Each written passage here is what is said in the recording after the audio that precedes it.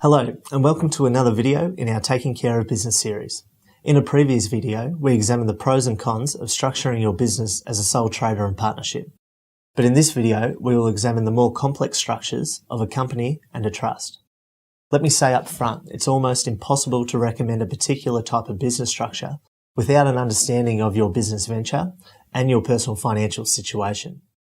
For example, when deciding on the most appropriate business structure, you need to take things into account like asset protection, tax minimisation, the admission of new partners or investors, compliance with all legal requirements, and eligibility for future discount capital gains concessions. As such, the choice of business structure is often a compromise based on the relative importance of each of these issues.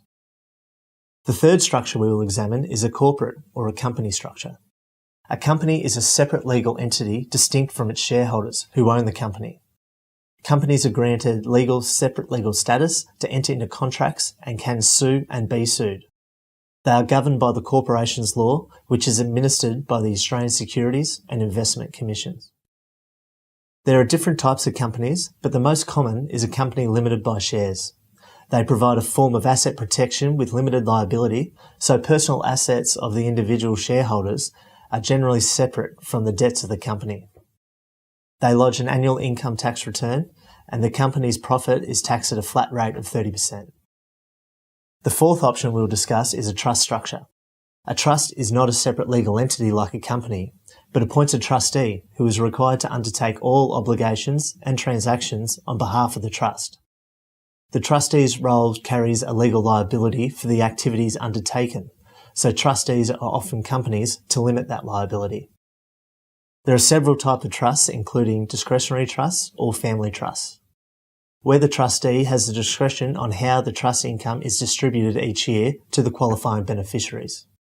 They don't have to make distributions in a particular portion or in the same portions as they did in the previous tax years. This income splitting can provide tax benefits, and a trust provides a mechanism to pass family-owned assets to future generations.